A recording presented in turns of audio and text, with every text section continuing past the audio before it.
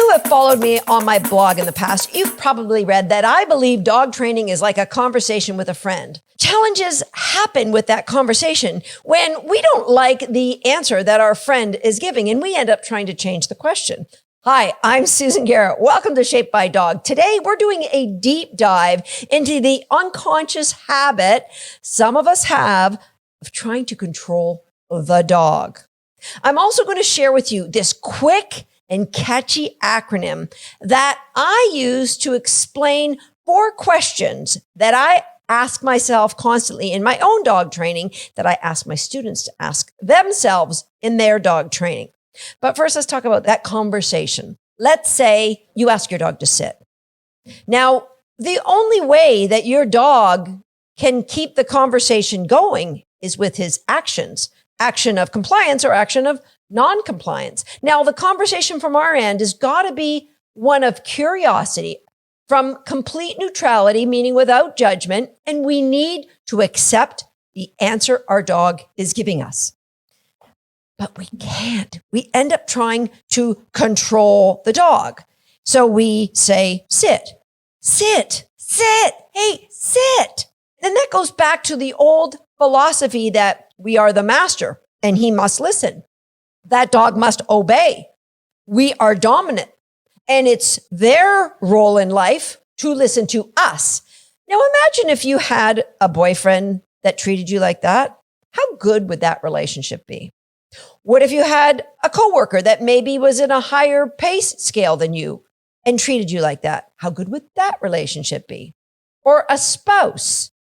You see, relationships, whether they be with dogs, with siblings, with coworkers, with people who work for you, nothing changes. Our conversations need to be coming from a place of neutrality, without judgment, and with a great deal of curiosity and acceptance of the answers that we get.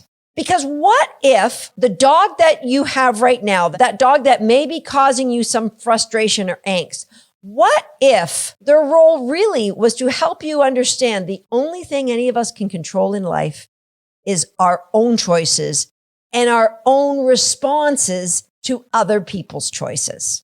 So imagine that conversation when you ask your dog to sit and they don't understand. By us repeating, we are saying, oh, I don't think he's picking up what I'm putting down here. I think he doesn't understand me. He can't hear me. I'm just going to repeat that one more time. Hey, sit. And I'm going to get louder. Hey, sit. And I'm going to maybe puff myself up and sit. Let's just stop and bask in the irony of that. We ask our dog to do something, they give us a response, and we end up pretending we didn't hear their response or we don't understand the response. Yet what we tell people is that our dog doesn't understand our question or they're not listening to us. I kind of think that's kind of funny. If you, like me, believe that our dogs are doing the best they can with the education that we've given them in the environment that we're asking them to perform, then it can only come down to one of 2 reasons why they're not sitting. It's either the education we've given them or the environment we're asking them to do that sit in. Today, I want to focus on that education. And in dog training or in any kind of coaching in life, there's really 2 ways that we can go. We can educate and coach from a place of enrichment, engagement, and reinforcement, or we can educate and coach from a place of blame and shame and fear. And one brings out confidence. One deepens relationships. And I don't happen to believe the other does. So if you, like me, want to train your dog from a place of reinforcement and engagement, then you and I, we have to get fantastic about the use of reinforcement. And that is something that I have been studying for more than 25 years. How can I get better at how I use the reinforcement? And that comes down to the 4 questions that I'm going to share with you. But first, my acronym. You ready for it? The 4 questions are defined by the acronym. It's kind of like catching yourself in a sneeze. EGTT. Told you. Now, you could also use the acronym PLAY. I'll show you how you do that. But truly, it's Yes. So the first question is, I want to establish what's of value for my dog. So I'm going to be going at a place of curiosity. Now, dogs come pre-programmed. They like food and water. That's what's of value. But that value will be different depending on a lot of things. So let's say you were just playing Frisbee with your dog and it's super hot. Be careful there. Be careful about doing things like that, playing catch with your dog when it's super hot. But your dog's tongue's hanging out of their mouth and you say, hey, how about some dried popcorn? No, thank you. Right then, what's of value is a big bowl of water. Okay, so the first question is, I need to find out, evaluate, establish at this moment what's of value. What's of value? You can't train unless you know what's of value. Now, our second is the G, and that is the G of the ug, ug. The G is we need to now grow what's of value. And here's what happens, guys. We got these 4 questions, but most people with their dogs, they skip questions 2 and 3. They go 1 to 4, and that's what causes problems. So when you have something, people might say, oh, my dog loves hot dogs. So I know what's of value. I'm just going to give them hot dogs, which, by the way, I'm not a fan of. A lot of salt, a lot of nitrates, a lot of bad things in those. I mean, I wouldn't eat a hot dog myself. Well, besides the point, but I never did. But there's a lot better treats for your dogs, right? You know what? I'm going to put a link to a way you can get some recipes that I use for making good training treats for my dog. Okay, I just threw a curveball to my team who's going to be listening to this podcast. So you need to grow that, because if you followed on podcast episode number 59, where I explained we need to have many different things of many different values, because if we only use one thing, then we're asking a dog to say, oh, I get chicken wieners at home. Why would I listen to you when you're training with chicken wieners at the park where there's a lot of distractions? So we need to establish what's of value, and now we need to grow that. And we might grow it to some dried treats when we're at home, and some really exciting, maybe fresh roast beef or some treats. Liver pate is a really go-to. If you've got a picky eater, go pick yourself up some liver pate. That's super high value, but you need medium value. You need low value. So you're going to grow things like growing the value of tugging with you, tugging a toy with you. All right. So those are things that I'm constantly at every stage of my training. What's of value now? Are there more things I could be growing value with? And that leads us to our third question. It's the T. So we've got the G. The T is we need to think of transferring the value. And so often, people who use lures in their training, they don't think of transferring the value. Oh, my dog loves hot dogs. Look, he'll sit, he'll down, he'll prance by my side. He'll come. Look, mommy's got a cookie. He'll come every time. But the joke's on you, because he won't come every time, because the value stays with the wiener. Your dog will make a decision to choose the distraction over you and the wiener. Okay, so we need to transfer the value. That's question number 3. What should I be transferring the value to now? And it could be something as simple as transferring the value into something super important that could save your dog's life, their name.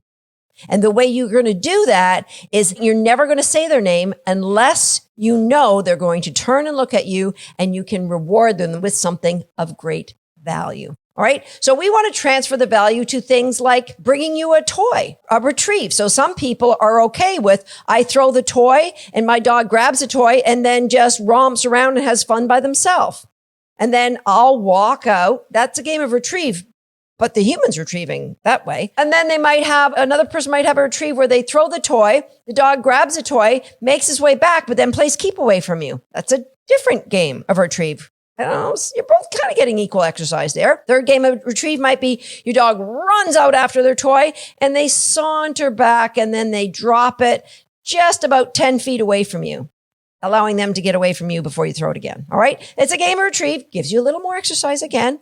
And then you might have a game of retrieve where the dog reluctantly will bring the toy back and drop it takes them a little longer because they might chomp on the toy. They might stop and throw it up in the air eventually. And the best way to have a retrieve, the dog flies out as fast as they can and flies back to you as fast as they can. And what's the difference between all of those retrieves is how well you've transferred the value. That's it. It doesn't matter what breed of dog you have. It makes no difference whatsoever. It's all about the transfer value. I'll give you an example. One of our recaller students recently shared this awesome video where she was looking through some old videos, and she said she first started recallers, every time she'd get her dog's dinner ready, they'd get excited and they'd grab a toy and they'd start killing the toy, and maybe 3 of them would get tugging on it and they'd get over aroused and they'd start running around the house like maniacs until she got them fed. And then she showed a video of them doing dinner now, and they're all just hanging out. You can see they look completely chill. There's no anxiety. They're not barking and saying, hurry up, mom, get my food on the table. They're just chill, right? That's just a transfer of value. And the cool thing is, if you're listening to this instead of watching this, which by the way, if you're watching this and you're liking it so far, go ahead and hit the like button for me. But if you're just listening to this, these are 3 Dalmatians. And we start the story of recallers with 3 adult Dalmatians living in complete chaos and anarchy because they're just running crazy all over the house. And the happy ending is she's just done a fantastic job. And it's not like we're talking about a professional dog trainer, just a pet owner like anybody listening to this. Okay. So transfer of value, super important. We want to transfer the value, number 1, to you so that your dog sees you as more valuable than a wiener. More valuable than any distraction. Then we want to transfer to things like retrieving, to things like staying calm on a bed while I'm preparing your dinner, to things like not staying near me instead of lunging at dogs when we're walking down the street. So any of you who have followed the perch work video where we're talking about getting your dog in a reinforcement zone and using the perch, you're transferring value. And now we're going to our second T, the 4th letter in that quick and catchy acronym. And that is, we're going to test the value. So we're going to take our dog who we've been building value for reinforcement zone with all that perch work, and we're going to go out to our front yard and see if our dog can take 1 step and get rewarded. But the challenge is what happens is people establish what's of value. Oh, you like hot dogs? All right, we're using hot dogs for the rest of your life. And then they jump right through to testing the value. We're going to go for a walk, and I want to see how much you like the hot dog. Can you stay by my side? Because I'm luring you to stay here. And that's where the conversation goes bad. And that's when people say this reinforcement-based dog training crap, it doesn't really work. No, because my dogs are going to choose the deer over the wiener. So it can't work. I'm here to tell you it can and it does work. It works not just for my dogs, and my dogs are as driven about chasing deer as anybody's. It works for anybody's dog who is willing to say, I want that conversation with my dog from a place of neutrality. I want to approach every conversation with my dog from a place of curiosity. All right, so we've got that quick and fancy, catchy acronym. Now, I did say, if you need it, we can make it the acronym PLAY, because let's face it, that's what dog training, really good, effective dog training is all about, playing with their dog. Okay, so here's that fancy, quick, and catchy acronym with PLAY.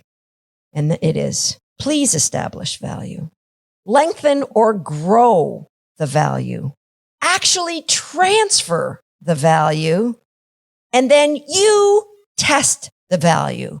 PLAY. See how easy acronyms work? It's just a catchy phrase to help you remember those 4 questions. No matter what stage of training that you're at with your dog, I do it myself with my puppy. So what's of value to her? When she first came, when I first started, she's always here. She's been here since day 1. When I first started training with her, it was, I like different cookies. I like tugging with you. I like retrieving, I transferred value and I created all these great things.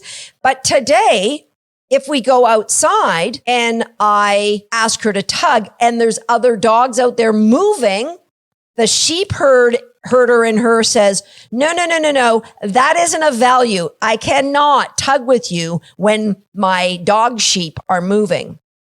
And so what do? I'm a reinforcement-based trainer. Oh my gosh, how am I going to get my dog to answer the way I want? Remember what I said at the beginning?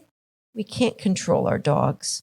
We can't. There's an illusion that we can if we give them enough pain. We can't control them. But what we can do is control our choices. And so my choice is to constantly ask that question in a way that she has success, that she leads one step closer to her being able to tug when those dogs are loose. And just this weekend, such a huge Selly, I was able to get her to tug when the dogs were running all around the building like crazy. That's a huge step. And that's what's going to lead me to testing the value outside and her saying, yes, the value is transferred to you. And I love tugging with you anytime you want.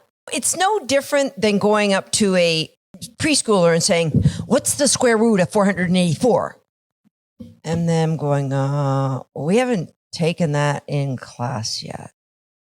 You don't then get louder. No, what's the square root of 484? What's the square root of... You don't get angry at them. You believe them. That's what a conversation's like. Somebody gives you a response, you believe the answer. But yet with our dogs, we call them untrainable or uncontrollable when they don't give us the answer that we want. Remember, the only way our dogs can converse with us is by doing what we ask or not doing what we ask. Either way, you've got to believe them and start looking at either the education you've given them or the environment that you are asking them to perform. It can get better. It will get better if you just believe and follow. Look at you. I'll see you next time on Shaped by Dogs.